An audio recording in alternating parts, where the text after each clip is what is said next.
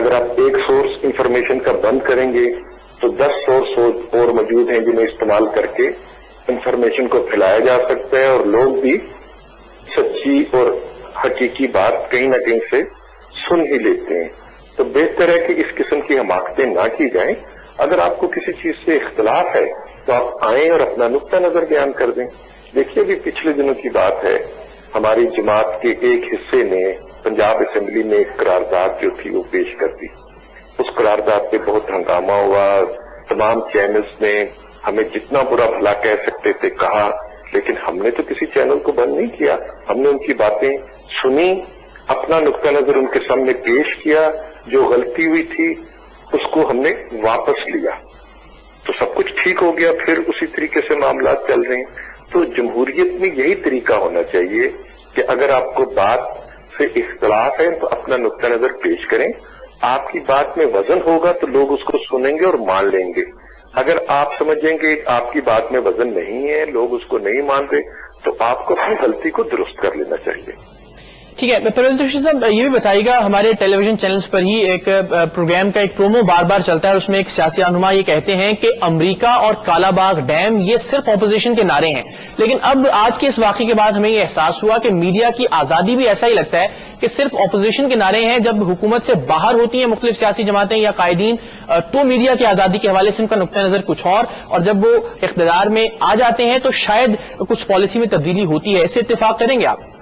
میرا خیال ہے کہ جتنی بات میں نے ابھی آپ کے سامنے کی ہے، اگر آپ نے میری بات کو توجہ سے سنا ہے جی، اور مجھے 100% یقین ہے کہ آپ بات کو توجہ سے سنتے ہیں، تو میں نے جو مثال آپ کو دی ہے وہ تو حکومت ہی کی مثال آپ کو دی ہے جی، کہ ہم حکومت میں ہیں، ہم سے ایک غلطی ہوئی، ہم پہ میڈیا نے ناراضگی کا اظہار کیا، لیکن ہم نے چینل کو بند نہیں کیا بلکہ اپنی غلطی کو درست کیا۔ تو کیا یہ کافی نہیں ہے آپ کو یہ یقین دلانے کے لیے کہ اب ہم نے بہت کچھ سیکھ لیا ہے، ہم ویسے نہیں ہیں جیسے پہلے ہوتے تھے، اب ہم میں بھی تبدیلی آئی ہے؟ آپ برائے مہربانی اس تبدیلی کو اکنالج کر لیں۔ آپ نہیں بھی کریں گے تو ہم بار بار آپ کو اپنے طرز عمل سے یقین دلائیں گے کہ ہم بھی میڈیا کی، صحافت کی آزادی کے دیکھیے میری بات سنیں، اس وقت سیاسی جماعتوں میں جو لوگ موجود ہیں ان میں ایک بڑی اکثریت ایسے لوگوں کی ہے جنہوں نے میڈیا کی آزادی کے لیے اتنی ہی جدوجہد کی ہے جتنی میڈیا نے خود کی ہوگی۔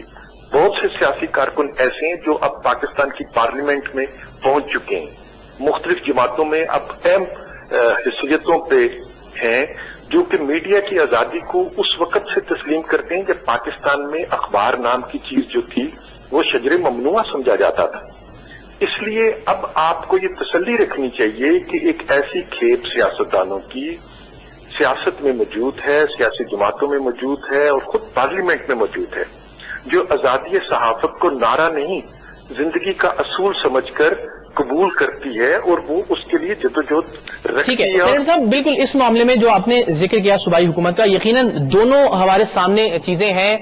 تنقید کی گئی اور اس تنقید پر ظاہر ہے اس کی اصلاح بھی کر لی گئی، اس کو اکنالج بھی کرتا ہے میڈیا اور اس کا احساس بھی یقیناً ہے۔ اس پرٹیکولر معاملے میں جس میں ہم بات کریں یہ ظاہر وفاقی حکومت اور چونکہ پیمرا کے زیر انتظام معاملات ہیں تو اس حوالے سے آپ سے ہم پوچھنا چاہ رہے تھے، اور خاص طور پر یہ بھی ہم جانتے ہیں مسلم لیگ قاف کے حوالے سے اگر بات کی جائے،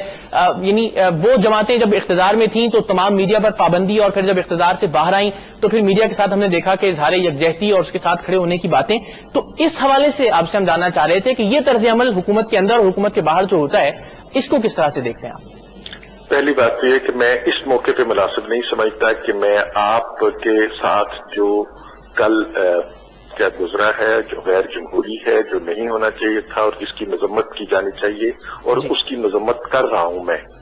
کہ میں اس کو کسی پولیٹیکل پوائنٹ سکورنگ کے لیے استعمال کروں، اس لیے یہ بات میں کسی اور وقت پہ ضرور آپ سے کروں گا جو منافقانہ طرز عمل لوگ اختیار کرتے ہیں۔ لیکن اس موقع پہ میں صرف آپ سے یہ کہوں گا کہ ARY کی بندش جو ہے وہ قابل مذمت ہے، اس کو نہیں ہونا چاہیے تھا، اور کرنے والوں کو میں کہوں گا کہ وہ اپنی حماقتوں کو نہ دہرائیں۔ اگر وہ اپنی حماقتوں کو دہرائیں گے تو ہم بھی جو مزاحمت کی تحریک ہے اس کو دہرائیں گے، لہذا آپ کو ہار ماننی ہوگی۔ ماضی میں بھی اس طرح کے واقعات کرنے والوں کو ہار ماننی پڑی، آج بھی ماننی پڑے گی، مستقبل بھی ماننی پڑے گی، اس لیے دیوار سے ٹکرے مارنے کا کوئی فائدہ انہیں نہیں ہوگا۔ ٹھیک ہے، اور آخر میں بس یہ فرما دیجیے گا ڈاکٹر شاہد مسعود کے پروگرام کے حوالے سے اگر ہم بات کریں، آن ریکارڈ یہ بات موجود ہے کہ کم از کم 19 مرتبہ مختلف طرح سے پابندیوں کا سامنا رہا، یا مکمل طور پر بین کر دیا گیا یا چینلز آگے پیچھے کر کے اس پروگرام کو دور رکھنے کی کوشش کی گئی عوام کی پہنچ سے. آپ سمجھتے ہیں کہ ان کی شخصیت کے حوالے سے یا پروگرام کے حوالے سے واقعتاً وہ اتنا قابل اعتراض کچھ ہوتا ہے کہ بار بار اس طرح کی پابندیاں لگائی جائیں، یا پھر کچھ ایسا سچ جو شاید ہضم نہیں ہوتا کچھ عناصر کو؟ دیکھیے، ڈاکٹر شاہد پر آپ نے خود بتایا کہ 19 دفعہ پابندی لگائی گئی، لیکن ڈاکٹر شاہد کے پروگرام کو لوگ آج بھی دیکھتے ہیں اور سنتے ہیں. جو پابندی لگانے والے تھے وہ کہاں پہ ہیں؟ ان میں سے بہت سے جو ہیں وہ ویپوریٹ ہو چکے ہیں، نظر ہی نہیں آ رہے. یہ بذات خود یہ بات اس بات کی دلیل ہے کہ پابندیاں لگانے والے ختم ہو گئے، ان کے نام کسی کو یاد نہیں، ان کی بات کوئی سننے کو ماننے کو تیار نہیں. ڈاکٹر کی بات لوگ سنتے ہیں، ڈاکٹر کی بات سے آپ اختلاف رائے کر سکتے ہیں، اور ڈاکٹر خود آپ کو بلاتا ہے اپنے سے اختلاف رائے کے لیے. وہ تو آپ کو موقع دیتا ہے کہ آپ سامنے بیٹھیں اور ڈاکٹر سے اختلاف رائے کریں، لیکن ڈاکٹر اپنی بات بھی کہتا ہے. تو ہم سب میں حوصلہ ہونا چاہیے، صبر ہونی چاہیے، برداشت ہونی چاہیے کہ ہم مخالفانہ بات کو سنیں. اس میں کوئی حرج نہیں، مخالفانہ بات آپ کو نقصان نہیں دیتی، آپ کو درست رستہ اختیار کرنے میں مدد دیتی ہے. تو ڈاکٹر کی آواز میں سچائی ہے،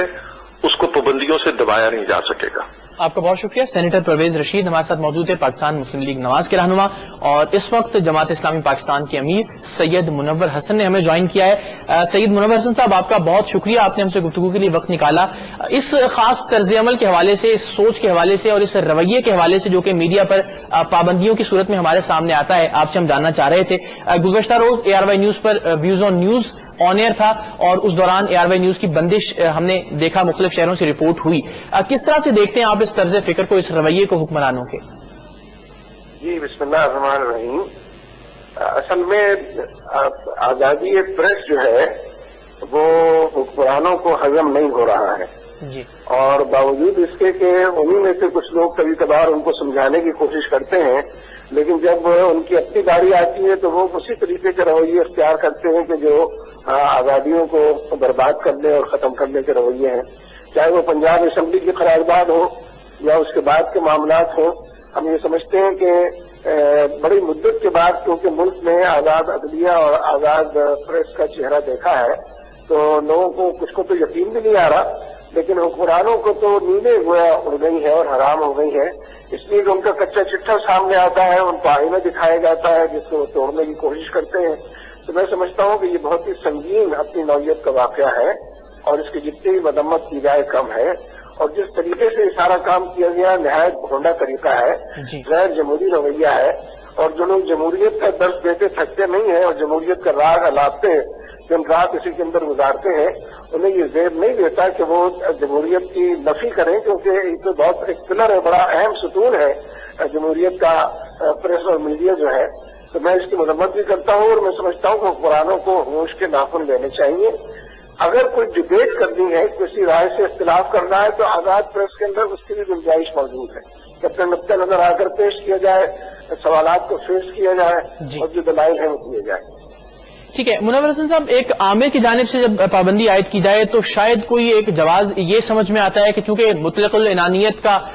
ایک نشہ ان کے سر پر سوار ہے، تو ایسا قدم اٹھایا جا سکتا ہے ان کی جانب سے، یا ایسی حرکت کی جا سکتی ہے. لیکن جب جمہوری حکومتیں جن کا آپ نے بھی ذکر کیا، ان کی جانب سے ایسا کیا جائے تو آپ کے خیال میں کیا سوچ کار فرما ہوتی ہے؟ کیا وہی اقتدار کا نشہ جو کہ عامر کے دور میں ہم دیکھتے ہیں، یا پھر عامرانہ رویہ ہی ان کی ذات میں شامل ہو جاتا ہے؟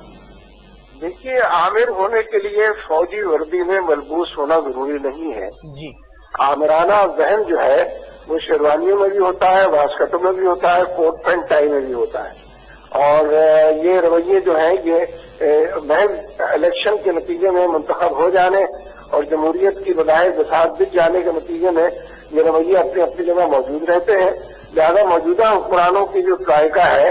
اس نے تو اب تک تمام معاملات کے اندر جس کی بحالی میں بھی اسی طرح لیت و لال سے کام لیا تھا، اور جب بالکل تحریک سر پر آ کر کھڑی ہو گئی اور یہ محسوس ہوا کہ ایگزیکٹو آرڈر کے بغیر کام نہیں چلے گا، تو مخالفت کے باوجود جو پہلے کہتے تھے کہ پارلیمنٹ اس کو قرارداد منظور کرے گی، ایگزیکٹو آرڈر سے اس کو بحال کیا. تو یہ بالکل سر پر ان کی کوئی چیز آ جائے اور پیروں تلے زمین نکلنے لگے تو یہ آگے بڑھتے ہیں. تو اس لیے مسئلہ عامر ہونے کے لیے سینگ ہونے کی ضرورت نہیں ہے. ان تمام لوگوں کے سین ہیں جو نظر نہیں آتے ہیں، اور یہ اصلاً اپنے طور طریقوں سے جو لوگ انار و ندا حکمران ہیں جی ان کو جمہوری